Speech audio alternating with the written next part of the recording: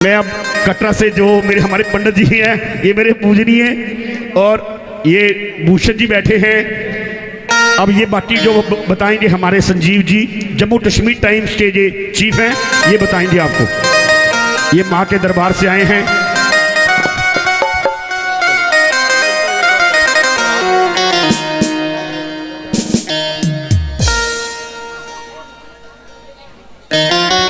एक बार सारे बैठ जाओ, सारे बैठ जाओ। उसके बाद बंटी जी आ रहे हैं, बहुत अच्छे गायक आ रहे हैं, टी सीरीज फेम। मैंने उनको लास्ट में संभाल के रखा, हीरा जो होता है ना वो बाद में निकालना पड़ता है। आइए,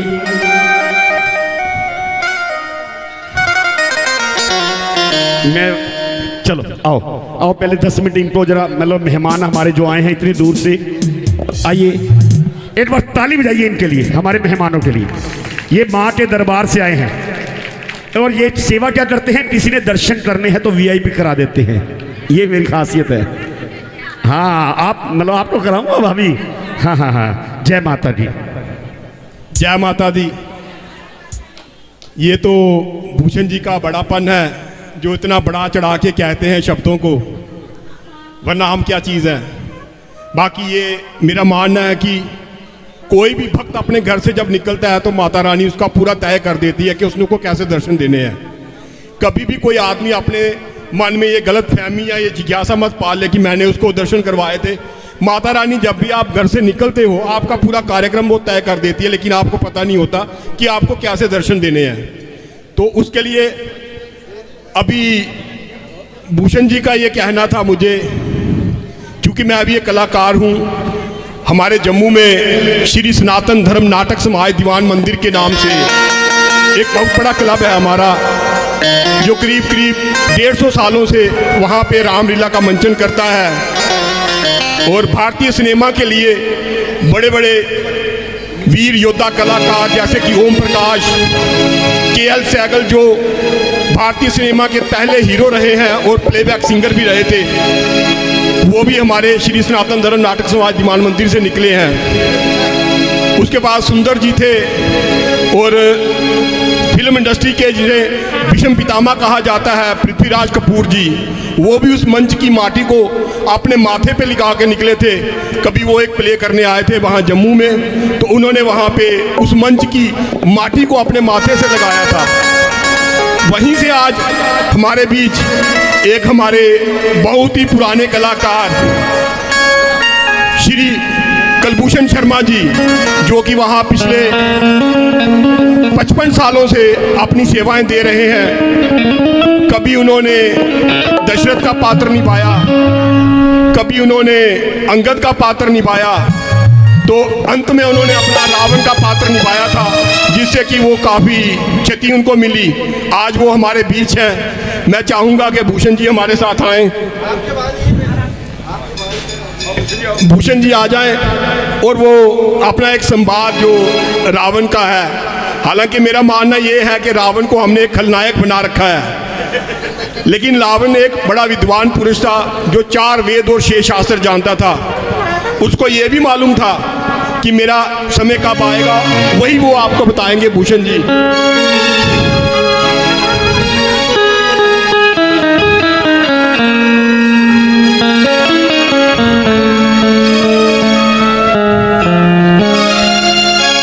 तो तालियों की गड़गड़ाहट के साथ श्री कलभूषण शर्मा जी।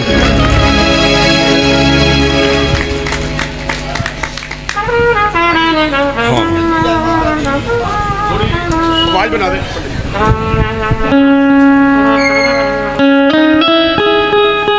जय माता दी, जय सिया राम, जय सिया राम, जय सिया राम। देखिए इत्तफाक, कल हम वृंदावन में थे, वहाँ महाराज जी ने सुंदरकांड का पाठ किया था। तो मेरी खुशकिस्मती के मुझे भी इन्होंने अपने चरणों में जगह दी, मैंने भी इनके साथ बैठ के, अयोध्या में भी ले रहे थे पंडित जी। तो वहाँ 2.5 घंटे के करीब इनके चरणों में बैठ के मैंने भी पाठ किया। मगर उसके भी बाद देखिए एक अजीब इत्तफाक हुआ कि उस मंच पे मेरा परिचय रावण के नाम से दिया गया।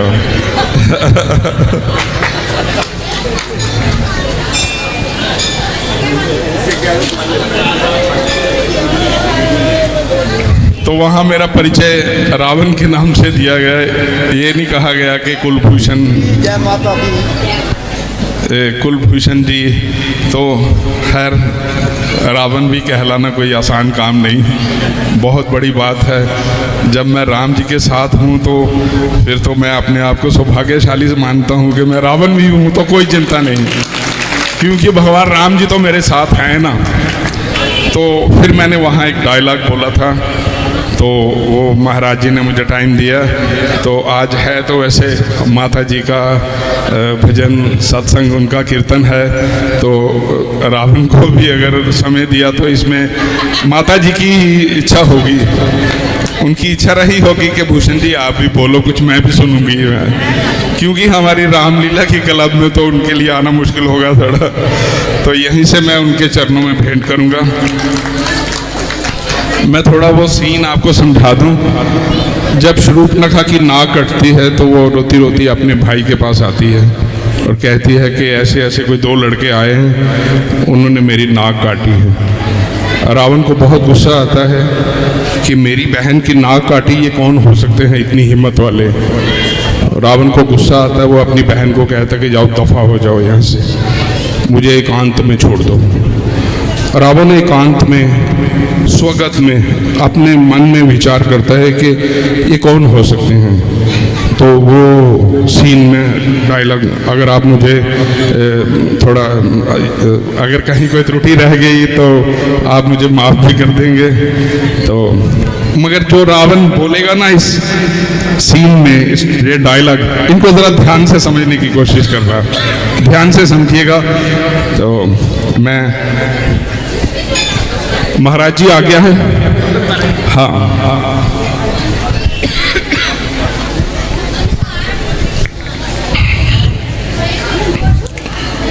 शूर्पणखा को भेज दिया। वीडियो लाइव हो रहा है हमारा, मतलब भूषण जागरण में ये दोनों कैमरे चल रहे हैं, वो चल रहा है कैमरा, वो चल रहा है। हाँ ठीक है।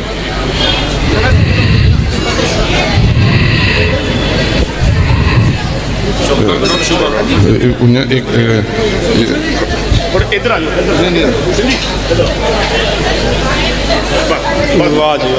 ठीक है, करो शुरू। तो शूर्पणखा को भेजने के बाद बंद करो ये बेसुरा राग, इस समय नहीं सुहाता। लंकेश से ये घोर अपमान सहा नहीं जाता। बदला मैं लूंगा बहन की इस नाक और कान का। ग्राहक बना हूं राम और लक्ष्मण की जान का। रावण कपूत होगा पुलिस खानदान का, जो न सबूत देगा ब्राह्मण की आन का।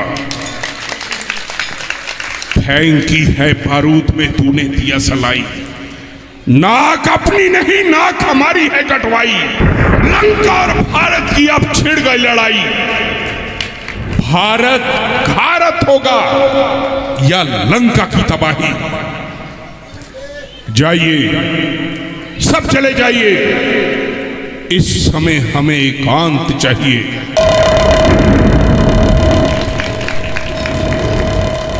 शिव धनुष को कमल के समान उठाने वाला, स्वयंवर में हमारे होते हुए जनक नंदिनी को ब्याह ले जाने वाला, बाहर से मनोहर भीतर से वज्र, कौन है ये राम? राम नाम कैसा भयंकर नाम। राजपाट त्याग कर बनवासी भेष बनाना, अयोध्या से पंचवटी हमारे जनस्थान चले आना, बिना कारण शूर्पणखा की नाक काट डालना, खरदूषण 14,000 नौजवानों को आधे ही मुहूर्त में मौत की नींद सुलाना अलौकिक कर्म है, निस्संदेह अलौकिक कर्म है। राम, तू पुरुष है अथवा पुरुषोत्तम?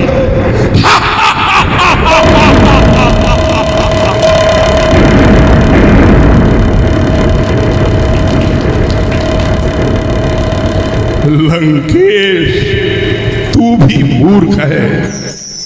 क्या सोच रहा है? पुरुष है तो राम रावण से पछाड़ा जाएगा, सुंदरी सीता को लंकेश उड़ा लाएगा। राम यदि अवतार है तो काल मेरा आएगा। अन्य रावण, तब भी तू मुक्ति के पद को पाएगा।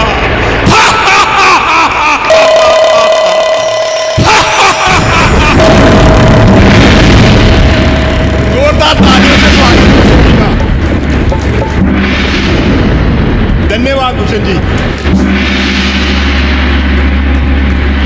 अब एक छोटा सा हमारे संजीव जी भी डरते हैं, ये भी हमारे पहले रावण थे जी, अब राम बन गए हैं जी। देखिए, एक कलाकार का जो कलाकार होता है उसको एक बार आप कुरेद लो तो वो शांत नहीं होता है।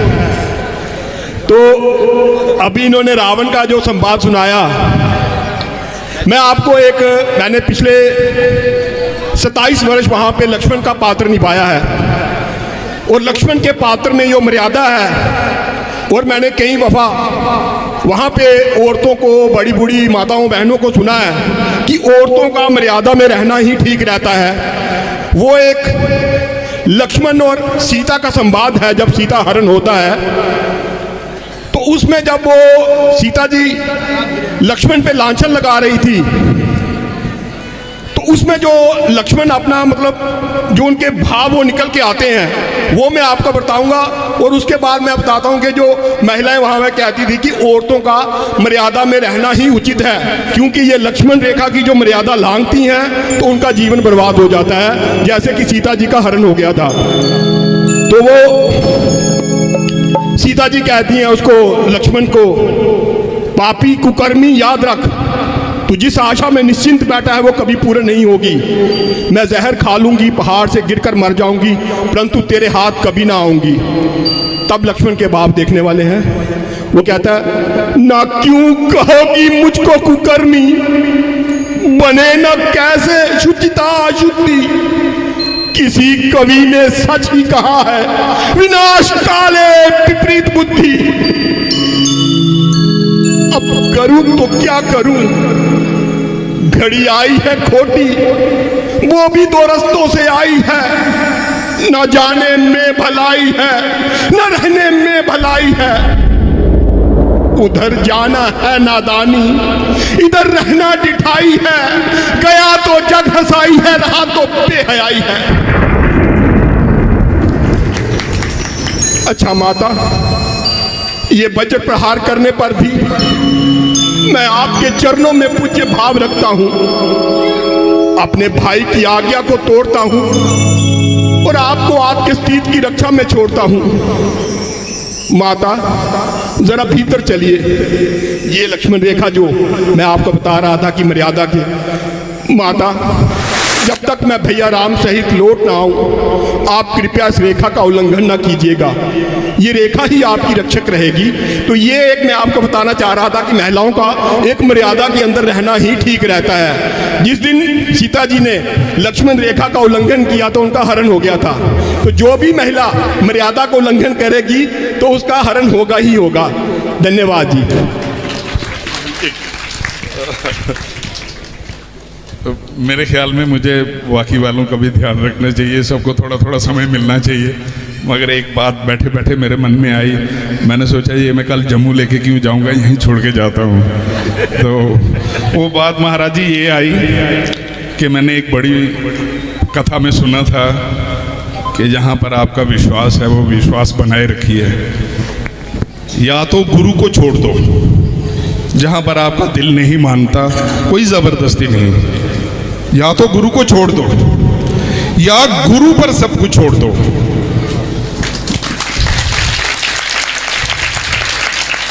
या तो गुरु को छोड़ दो या फिर गुरु पर सब कुछ छोड़ दो। जब आप गुरु पर सब कुछ छोड़ देंगे, आपकी जिम्मेवारी खत्म हो गई, गुरु जी की हो गई। आपने बहुत बार ऐसा महसूस किया होगा, जब दूल्हे के गले में हार होते हैं ना, तो जब दूल्हा ब्याह के लिए जाता है तो सारे नोटों के हार उतार के किसी जिम्मेवार बंदे को देते हैं। तो फिर कहते हैं कि आप इनका ध्यान रखना। तो जिसको मिले होते हैं ना वो हार, कई बार ऐसा होता है उनको खाने का समय भी नहीं मिलता, वो बोलते हैं मैं क्या खाऊंगा, मेरे जिम्मेवारी है, मैं नोट कहीं गुम ना हो जाए, कहीं इधर उधर ना हो जाए ये बैग। तो इसलिए उनकी जिम्मेवारी बन जाती है कि उन सारी चीज़ों को संभाल के रखना।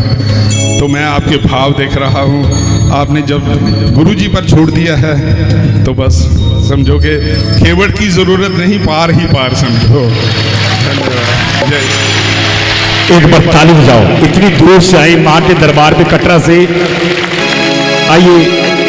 और एक बार पिंकी भाई जी, पिंकी जी, हमारे पिंकी जी भी तालियां बजाओ, ये माता रानी के बड़े भगत हैं, स्पेशल पुजारी जी से धागे लेके आए हैं मां के दरबार पे। पिंकी जी अभी चंद दिनों पहले मेरे पास आए थे जम्मू मेरे कार्यालय में, तो मैं अभी अपने मामा जी पंडित राम प्रसाद जी से भी बात कर रहा था रास्ते में कि मैंने कहा हम लोग वहाँ कटरा में रहते हैं तो हम तो वहाँ सुबह उठते हैं जय माता दी कर दिया, लेकिन लोगों का विश्वास देखते ही बनता है। पिछले दिनों मैं दिल्ली से जा रहा था, वहाँ हमें गाड़ी में एक सज्जन पुरुष मिले, तो वो बताने लगे कि मेरे साथ ये हुआ, मेरे साथ ये हुआ। तो मैं जैसे भी मौका मिलता तो मैं महीने में 2 चक्कर लगाता हूँ माता वैष्णो देवी के। तो पिंकी जी की जब मैंने बातें सुनी, मैंने घर जाकर अपनी श्रीमती जी से भी बात कही, वो भी कटरा से हैं, तो मैंने कहा देखो कितना विश्वास है उनका, और वाकई जो बातें इन्होंने बताई वो वाकई विश्वास के काबिल हैं। तो माता रानी का जो आशीर्वाद जिनको मिलता है तो वो भागे भागे दूर दूर से आते हैं और उनके लिए दर्शनों के सारे दरवाजे खुले रहते हैं। कोई भी इंसान कभी अपने अंदर ये गलतफहमी मत पाल ले कि मैंने उसको दर्शनों के लिए भेजा तो उसको दर्शन हो गए। धन्यवाद।